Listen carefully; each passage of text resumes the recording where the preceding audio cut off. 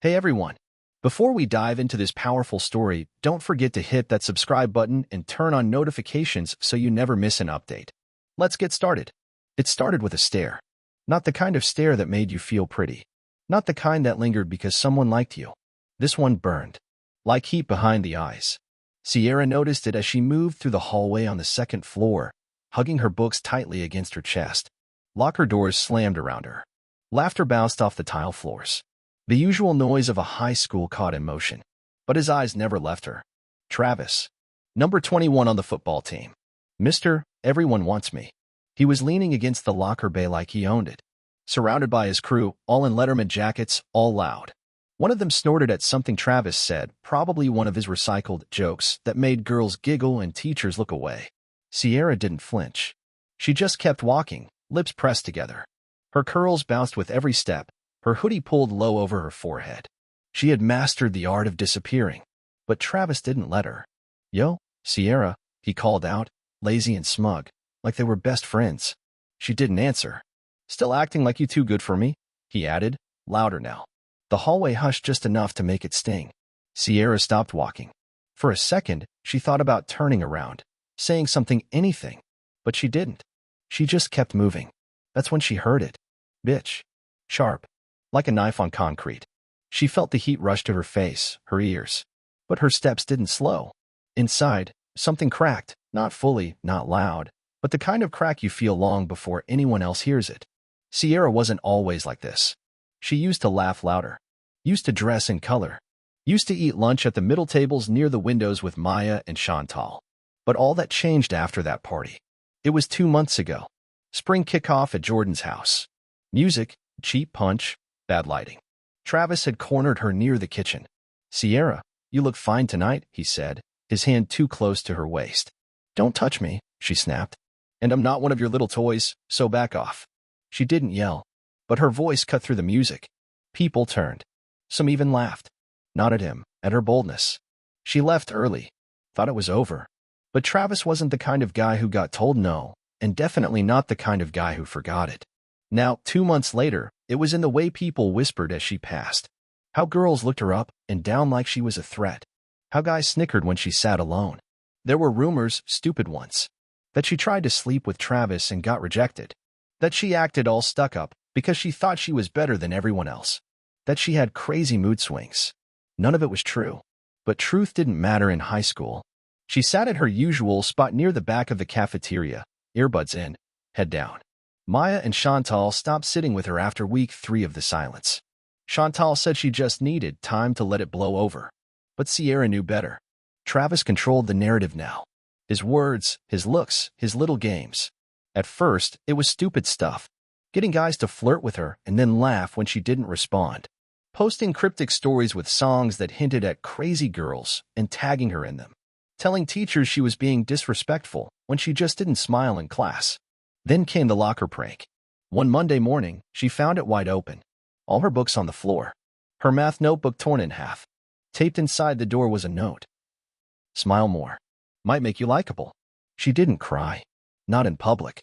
But that night, her pillow soaked everything her face refused to show. In English class, Ms. Lewis handed back their essays. Sierra got an A. Travis got a C-. You just used ChatGPT, huh? He muttered behind her, loud enough for others to hear. She turned around. What did you say? He smirked. Nothing. Just surprised you had time to write anything between all that sulking you do. She wanted to scream. Throw her chair. Rip his smirk in two. Instead, she said nothing. Ms. Lewis glanced their way, but didn't intervene. Travis winked. The entire room felt smaller. That night, at home, Sierra lay on her bed with her dog curled at her feet. Her mom was on the late shift again. Another double at the clinic. The house creaked in the quiet, and Sierra stared at the ceiling. She opened her phone and scrolled through old pictures. One from last year, her, Chantal, Maya, laughing in the sun. No filters, no makeup. Just joy. Then she opened Instagram. Travis had just posted a story, a blurry photo of a girl walking down the hall. It was her. The caption read, Queen of Sad and Mad. Someone get her a therapist. She stared at it for a long time. No one defended her in the comments. Not a single one. Then she closed the app. And finally let herself feel the rage. Not the sadness. The rage. Sierra didn't want to get out of bed the next morning. The sun painted soft streaks of gold across her bedroom wall, but it felt more like a spotlight than comfort. Her stomach twisted at the thought of walking through the front doors of Lincoln High, where every hallway now felt like a battlefield she couldn't avoid. She brushed her hair into a low puff, threw on her hoodie, and ignored the swelling tightness in her throat. Her mom had left a sticky note on the counter. "You're strong. I love you. Make them see you can't be broken." Mom read heart. Sierra stared at it for a second, then folded it in half and slid it into her pocket. At school, things got worse in ways only high school could engineer. Travis had found new tactics, quieter, harder to trace. Now he was charming. To everyone but her. He held doors open for teachers, gave gum to classmates, shared notes in class. His followers, the ones who used to laugh the loudest, now called him chill and so mature this year. Sierra saw through it. All of it. Because when no one was looking, the old Travis returned, in a flash of a glance, a hand brushing her shoulder by accident, a whisper loud enough for her to hear. "Still mad I picked that blonde over you?" Or, "You'd be pretty if you didn't look so bitter all the time." She said nothing, but inside, she was boiling. Third period, gym class. They were doing volleyball. Sierra hated volleyball. Not the sport itself, but the noise, the jumping, the closeness. And of course, she ended up on Travis's team. Coach Riley handed her the ball. "Let's see what you got, Johnson." She served high, decent, playable. Then came the next round. Travis jumped to block, accidentally colliding with her midair and sending her tumbling. She hit the floor hard, the wind knocked out of her chest. Laughter. Coach didn't even blow the whistle. "You good?" Travis said, offering a hand. His face was a picture of fake concern. Sierra ignored it and stood on her own. Later in the locker room, she found someone had drawn a cartoon on her gym bag with permanent marker, a sad black stick figure with big lips and a speech bubble. "Nobody wants you, boo." She didn't report it. She already knew what the front office would say. At lunch, she sat outside on the edge of the concrete bench. The cafeteria was too loud, too cruel. A shadow appeared beside her. "Maya." "Hey," Maya said quietly. Sierra blinked. She hadn't spoken to her in over 3 weeks. "I saw the bag," Maya said, eyes on the ground. "That's messed up." "Yeah," Sierra said flatly. "I didn't. I wasn't part of it. I swear." Sierra didn't say anything. "I think it's Travis," Maya added. "He gets people to do stuff, but never directly. Like it's a joke." Sierra looked up. "So everyone just laughs?" Maya winced. "I dunno. People don't want to be next, I guess." "That's weak," Sierra muttered. Then stood up. "I don't need pity, Maya. I needed a friend." That ship sailed. She walked away. Her voice had barely trembled. But once she got into the bathroom stall, the tears came hot and fast. That night, she did something she hadn't done in weeks, opened her journal. She wrote, fast and raw. "He's getting away with it. He wants me invisible. But I'm not. Not yet." She paused, staring at those words. Then she picked up her phone. No Instagram. No TikTok. Just camera. She pointed it at herself, eyes puffy, hoodie up, face unfiltered. And she recorded. "This is for me. So I don't forget. His name is Travis. He thinks he can erase me. But I'm still here. I see him. And one day, everyone else will too." She saved the video and didn't post it. Not yet. The next day, she arrived at school early. Too early. The halls were almost empty. She walked past Travis's locker and stopped. It was open a crack. Inside, his white AirPods box sat in the top tray. His lucky black hoodie. A folded note that looked like something passed in class. She didn't touch anything. Just looked. Then turned and walked away. As she passed the bulletin board, she noticed a flyer. Student Forum. Safe Space Meeting. Speak Your Truth. Wednesday, 3:30 p.m. Room 214. She tore it down, then stuffed it in her pocket. Not because she planned to go, but because maybe, just maybe, someone would need her there. Sierra didn't want attention. She never did. But when she walked into homeroom Tuesday morning, every pair of eyes turned toward her like she was a circus act. Her stomach dropped. She hadn't even sat down yet when she saw the phone screen. One of Travis's friends, Brandon, holding it up for others. Laughing. A video. Her video. Her private video.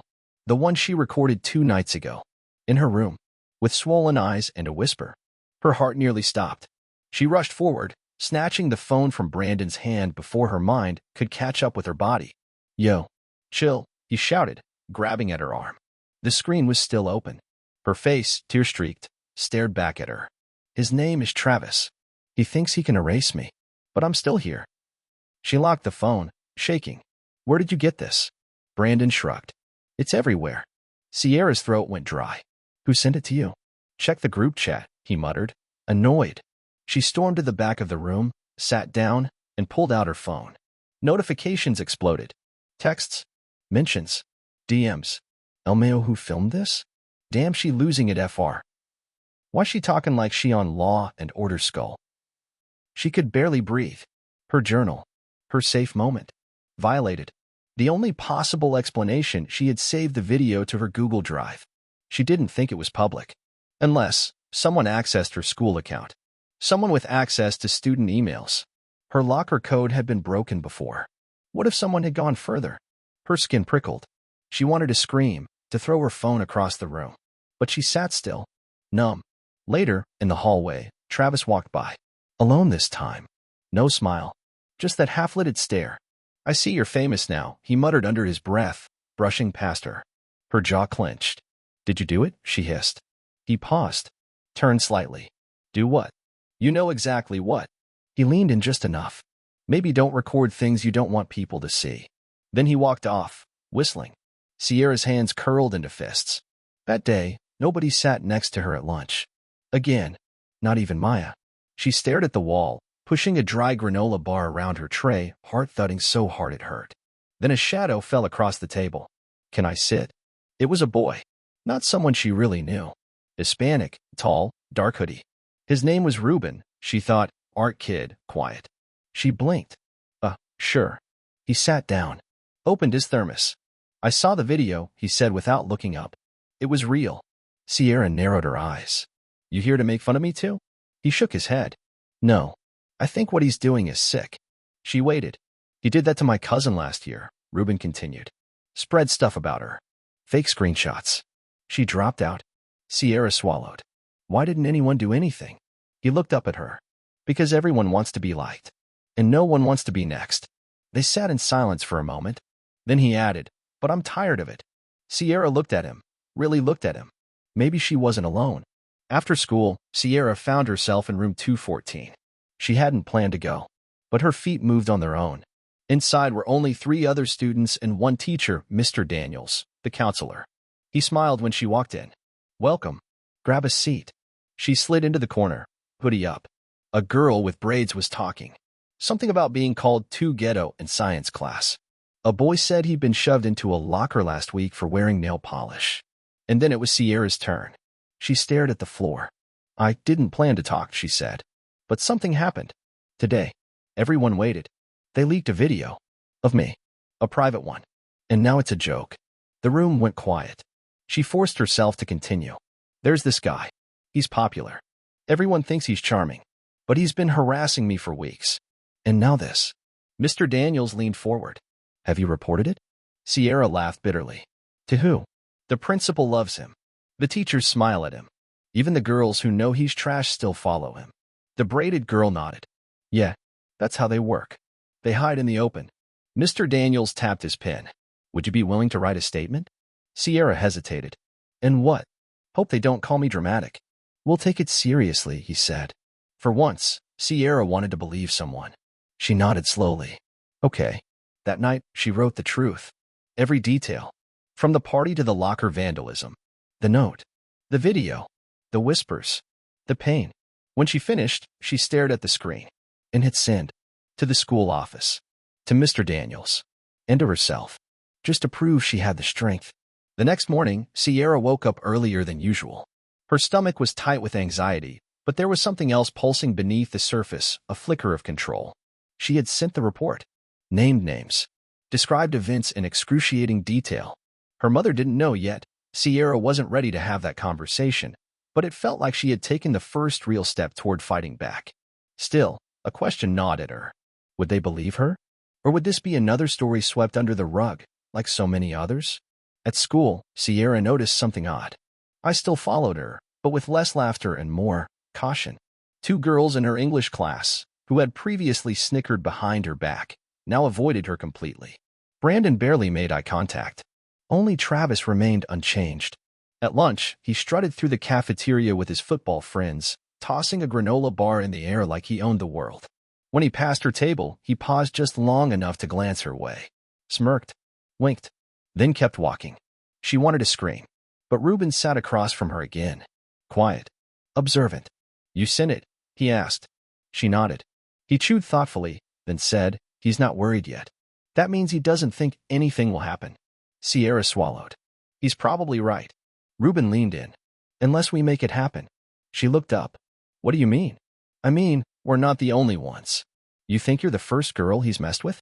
You're just the first to go public." Sierra tilted her head. "You think others would talk?" "I know one who might." He pulled out his phone and tapped the screen a few times, then slid it over. A picture of a girl popped up. Curly hair, soft eyes, nervous smile. "That's Cameron. She graduated last year. She used to date him. Kind of." He ghosted her, then leaked photos she sent him. No one believed her, either. Sierra felt a chill run through her. "Where is she now?" "She goes to state." "I could message her. She might be willing to talk." "Do it," Sierra said without hesitation. By 4 p.m., Reuben had a response. Cameron agreed to meet them. She didn't say much over text, but she sent a screenshot of her own email to the school from the previous year. Same accusations. Same name. Same silence.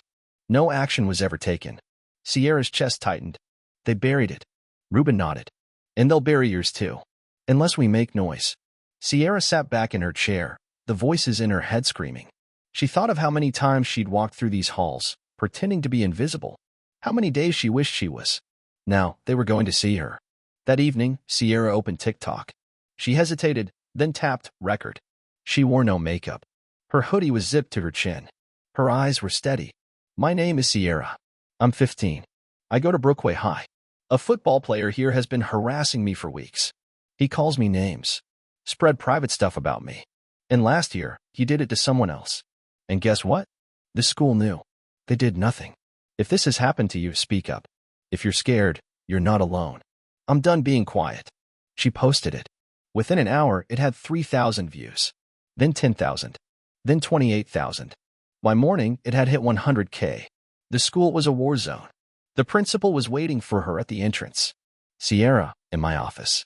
Now. She followed him, head high. Inside sat Mr. Daniels and the school's legal officer. The principal's face was red. "Do you understand the kind of attention you've brought to this school?" "I understand the kind of pain you ignored," she shot back. The legal officer cleared her throat. "We've received multiple emails since your video went viral, including from a former student with similar claims." Sierra nodded. "Cameron." Mr. Daniels stepped in. "We're taking this seriously, Sierra. An independent investigation is being opened. Until it concludes, Travis has been placed on temporary leave." Sierra blinked. "What?" she said. The principal scowled. "He's been suspended. Effective immediately." Pending the outcome. She felt like she couldn't breathe. Relief crashed into her like a wave. For the first time in weeks, the walls weren't closing in. They were cracking. That afternoon, Travis wasn't in the halls. His friends sat at the usual lunch table, quieter than usual. Reuben high-fived her when she sat down. "Told you." Sierra smiled faintly. "This isn't over." "Nope," he agreed. "But you're not alone anymore." The moment Travis was suspended, the tide shifted. But not in the way Sierra hoped. For every message of support, there were 5 others that stung. She scrolled through her DMs, hands trembling. "You ruined his life over a crush? Bet you're making all this up for attention. Lying ass bitch. Free Travis." The hashtag Justice for Travis began trending locally. Some students made videos mocking her TikTok, pretending to cry, repeating her words in baby voices. She watched one boy, a sophomore she didn't even know, pretend to clutch his chest and say, "I'm Sierra and I'm oppressed," before bursting out laughing. It was all a joke to them. To Sierra, it was war. She stayed home the next day. Her mom noticed. "You sick?" Sierra hesitated. "Sort of." Her mom crossed her arms. "You haven't missed school all year. What's going on?" Sierra looked down. Her throat tightened. It's hard. People are saying stuff. About me. Online. At school." Her mother's eyes softened. She sat next to her daughter, placing a hand on her knee. "Is this about that boy?" Sierra nodded. I saw your video. Sierra froze. Her mom continued, I didn't want to push. But I'm proud of you. You did what was right. Sierra's eyes filled with tears. I don't feel brave. I feel exposed. Like I'm drowning. Her mother hugged her tight. That's what bravery feels like. It hurts. Back at school the following morning, Sierra found something new on her locker. A flyer. Black and white. Grainy photo of her face. Above it, bold letters. Liar. She stood frozen. Then slowly pulled it off. Another one was taped to the bathroom mirror. And another outside the library. She tore down each one with shaking hands. But when she stepped outside, the football team passed her in the hall. Someone muttered, just loud enough. Should have stayed quiet. Bitch. Reuben found her outside the art room, knees to her chest. I can't do this, she whispered. Yes, you can. They hate me. They're scared of you. She shook her head. I'm not strong. Reuben knelt beside her. You don't have to be strong every second. You just have to keep going. That afternoon, Sierra met Cameron in person for the first time. They sat at a quiet cafe across town. Cameron wore a gray hoodie and kept her voice low. I watched your video 10 times, she said. You said everything I was too scared to. Sierra smiled faintly. They're still trying to silence me. Cameron pulled out her phone. Then we give them more to listen to. She hit record. My name is Cameron Tate. I graduated from Brookway High last year. I was targeted by a popular student. He shared my photos without permission. When I reported it, the school did nothing. Now another girl is speaking up and getting dragged for it. She looked at Sierra. Say something. Sierra swallowed, then leaned toward the mic. My name is Sierra. I believe her. I believe myself. And I'm not backing down. They posted it together. The video exploded. By midnight, it had 400,000 views. The following week brought reporters. Real ones. The school tried to act composed, but the pressure was mounting. The local news station aired an expose on student harassment cases being ignored. Parents began demanding answers. Still, not everything was progress. Sierra's math teacher suddenly gave her a failing grade for not participating. Her counselor warned her that going public might affect her college recommendations. And yet Sierra stood taller. Reuben walked with her everywhere now. Other students, quietly, began to smile at her in the halls. A girl from theater slipped a note into her locker. Thank you. He did it to me too. I never told anyone. Another girl DM'd her a long paragraph describing how Travis cornered her at a party last year. Another said he had groped her at prom. It was no longer just Sierra's fight. It was a pattern. A system.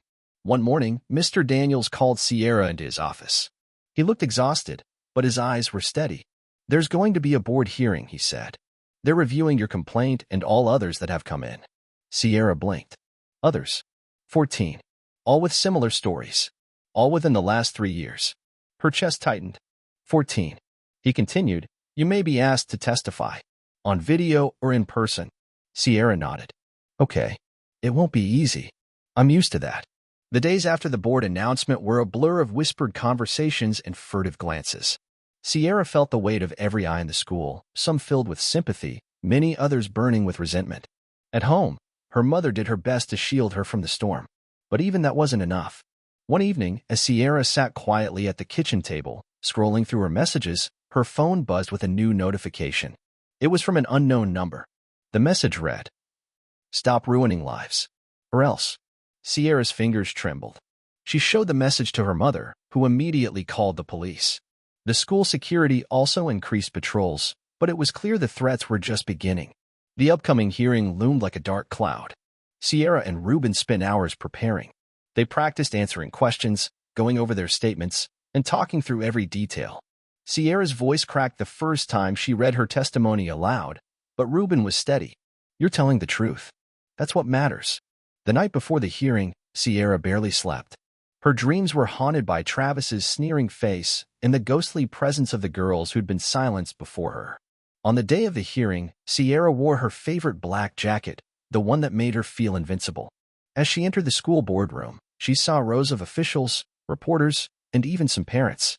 Travis sat on the other side, expression cold and defiant. When it was her turn, Sierra took a deep breath. She told the story, every insult, every shove, every moment of fear. Her words were raw, but clear. When she finished, a heavy silence filled the room. Then Cameron stepped forward. Her testimony was shorter but no less powerful. One by one, other girls shared their stories, each voice adding weight to the growing truth. After the hearing, Sierra found herself surrounded by reporters. Questions flew at her from every side. How did you find the courage? Do you fear retaliation? What do you hope will change? Sierra answered honestly. I hope this stops happening. Not just at my school, but everywhere. I want people to listen, to believe, and to protect. That evening, as she lay in bed, Sierra's phone lit up again. Messages of support poured in. Some from strangers, some from classmates she barely knew. And from one unexpected source, Travis himself. His message read, "This isn't over." Sierra smiled faintly, knowing exactly what he meant. Days after the hearing passed, the atmosphere at school grew even tenser. Some students avoided Sierra, others whispered behind her back, and a few openly challenged her in the hallways. One afternoon, as she walked between classes, she heard a loud voice behind her. "Hey, Sierra. Heard you're the new drama queen." She turned to see Brad, one of Travis's closest friends, flanked by two football players, smirking. "Got a minute?" Brad said, stepping closer. Sierra's heart raced, but she held her ground. "What do you want?" Brad leaned in, lowering his voice, just a friendly warning. "Back off, or things will get worse. You're messing with people who don't forget." Sierra swallowed hard. "Why don't you just leave me alone?" Brad laughed. "Because you started this." Before she could respond, Reuben appeared behind her. "What's going on?" Brad's smirk faded a bit. "Nothing, just a chat." Reuben stepped forward, his presence firm. "You should back off, Brad." Brad shrugged and walked away with his friends. Sierra exhaled deeply, grateful for Reuben. That evening, Sierra told her mom about the encounter. Her mother's jaw tightened. "I'll call the school again. They need to keep you safe." But Sierra shook her head. "I don't want to be treated like a victim. I want to be heard." Her mother sighed, then nodded. "Okay, but promise me you'll be careful." The next day, Sierra's math teacher handed back her graded test. A barely passing D. Sierra frowned. She knew this was no accident. Ever since the hearing, some teachers treated her differently. She approached him after class. "Mr. Sanders, can I talk to you about my grade?" He avoided her gaze. "It's based on your performance." Sierra bit back frustration. Her grades didn't reflect effort or knowledge, just punishment. Meanwhile, the school board prepared their decision. Rumors leaked that the school might finally take disciplinary action against Travis and the other football players involved. Sierra heard whispers of possible expulsions. Hope flickered in her chest. But the battle wasn't just at school. At home, Sierra's father called unexpectedly. He hadn't been in her life much since her parents divorced. "I heard about what's happening," he said quietly. "I'm proud of you." Sierra's throat tightened. She had so many questions, but the conversation ended quickly. Still, his words gave her strength. One afternoon, Sierra received a message from a local journalist. "Interested in doing an interview for a feature on bullying in schools?" Sierra hesitated, then agreed. The interview was nerve-wracking but powerful. Her story reached a wider audience. As the days passed, support grew. Students who had once stayed silent now stood with her. One by one, they formed a quiet but powerful movement, a promise that bullying would no longer be tolerated. The atmosphere at school grew heavier each day. The quiet support Sierra had gained from some students was overshadowed by the relentless harassment from others, especially the football team. Travis and his crew made sure she knew they hadn't forgotten or forgiven. One morning, as Sierra entered the school cafeteria, she spotted a group of football players near her usual table. Their laughter cut through the noise, and she recognized the mocking tone aimed directly at her. "Look who's trying to be a hero," one jeered. "Yeah, think you're better than us now," another added. Sierra felt her stomach twist, but she kept her head high and walked past them. She didn't want to give them the satisfaction of a reaction. Later that day, during her history class, a note was slipped onto her desk. She unfolded it discreetly. "You'll regret this. Watch your back." The words made her heart pound. She was no stranger to threats, but this one felt more ominous. She showed the note to her best friend, Cameron. "We have to tell someone," Cameron urged. Sierra shook her head. "They'll just blame me. I have to handle this." Cameron looked worried but nodded. That evening, Sierra confided in her mother about the note and the constant fear. Her mother's eyes welled up. "This has gone too far. We're going to the principal tomorrow." Sierra hesitated but agreed. The next day, Sierra and her mother met with the principal. They laid out the evidence, the notes, the threats, the bullying. The principal listened but was cautious. We will investigate, but remember, these situations require careful handling to avoid false accusations. Sierra clenched her fists. It's not false. I have proof. The principal nodded. We'll increase security and keep a closer eye. But you need to stay safe too. At home, Sierra tried to focus on schoolwork, but her mind raced. She found comfort in Ruben's texts and Cameron's unwavering support. One night, she received a call from Cameron. There's something you need to see. Meet me at the park. At the park, Cameron handed Sierra her phone. Videos had surfaced online, footage of Travis and the football players bullying another student, someone who had spoken out before. This is huge, Cameron said. We can use this. Sierra nodded, hope sparking again. They decided to take the videos to the principal. With undeniable proof, the school had to act. Travis and several others were suspended pending further investigation. The suspension didn't stop Travis. One afternoon, Sierra found her locker vandalized. Words scrawled in red, "You'll pay." Fear threatened to overwhelm her, but she refused to back down. Determined to take control, Sierra organized a student meeting. She spoke passionately about bullying, about standing up, and about the power of unity.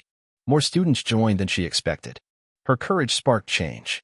Sierra became the unofficial voice for many who had been silenced. The battle wasn't over, but the tide was turning. The school halls buzzed with whispers. Travis's suspension was a hot topic, dividing opinions sharply. Some students cheered Sierra's bravery, others sneered at what they called drama. One afternoon, as Sierra walked to her next class, she noticed Travis leaning against the lockers, surrounded by a few football teammates. His eyes locked on hers, cold and unforgiving. "Hey, Sierra," he called out loudly, making sure everyone could hear. "Miss Perfect. Enjoying your 15 minutes?" Sierra's heart pounded, but she forced herself to respond calmly. "This isn't about me, Travis. It's about justice." Travis smirked. "Justice? You think you're some kind of hero? You're just a troublemaker." Before Sierra could say more, Ruben appeared by her side. "Leave her alone, Travis." Travis turned to Ruben, sneering. "And who's this?" Her knight in shining armor. Ruben squared his shoulders. "Someone tired of your nonsense." A tense silence fell, broken by a sharp whistle from a nearby teacher. Travis shoved off the lockers and stalked away, but the message was clear. That evening, Sierra received a call from the school counselor. "We want to help you, Sierra. There's a hearing next week about the bullying. Your testimony could make a difference." Sierra hesitated. Publicly facing Travis was terrifying, but she knew this was her chance. "I'll be there," she said firmly. The day of the hearing arrived. The school auditorium was packed. Parents, students, teachers, and administrators filled the seats. Sierra sat at the front, hands trembling but voice steady. She recounted the bullying, the threats, and the impact on her life. Travis sat across from her, arms crossed, staring down at the floor. When she finished, the room was silent. Over the next days, the school board reviewed the evidence. Sierra's courage inspired more students to come forward, sharing their own stories. The pressure mounted, but Travis wasn't ready to back down. He spread rumors about Sierra, trying to tarnish her reputation. Sierra felt the weight of the fight pressing down. One night, she texted Cameron, "I don't know if I can do this anymore." Cameron replied quickly, "You're stronger than you think. We're with you." The hearing's outcome was announced. Travis would face suspension for the rest of the semester, and counseling sessions were mandated. Sierra felt relief but knew the scars wouldn't heal overnight. At school, some students avoided her. Others offered quiet smiles of support.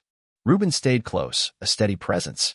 One afternoon, Sierra walked through the courtyard and saw a group of younger students gathered around a poster, "Stand Against Bullying." Her heart swelled. Change was coming. The days following the hearing felt different. The weight of constant fear and anxiety began to lift from Sierra's shoulders, though not completely. Healing was a slow process. She noticed small but meaningful changes. More students stood beside her in the halls, teachers were more vigilant, and the school atmosphere was shifting. One afternoon, Sierra sat with Cameron and Ruben under the big oak tree near the cafeteria. "I never thought it would get this bad," Sierra said quietly. "But look how far you've come," Cameron smiled. Ruben nodded. "You showed us all what real strength looks like." Sierra smiled back, feeling a sense of peace she hadn't known for months. At home, her mother noticed the change too. "You've grown so much through all of this," she said, hugging Sierra tight. Sierra felt grateful for her mother's unwavering support, a constant anchor. School organized a week of anti-bullying events. Sierra was invited to speak at the opening assembly.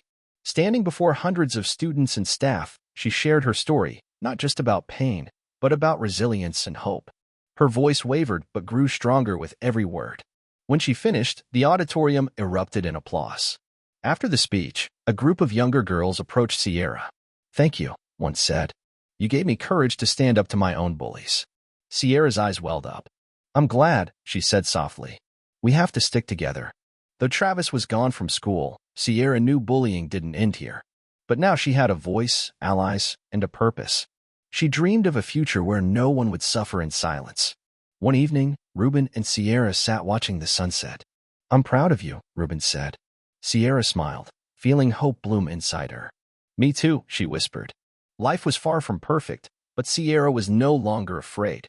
She was ready to face whatever came next, with courage, strength, and the knowledge that she was never alone.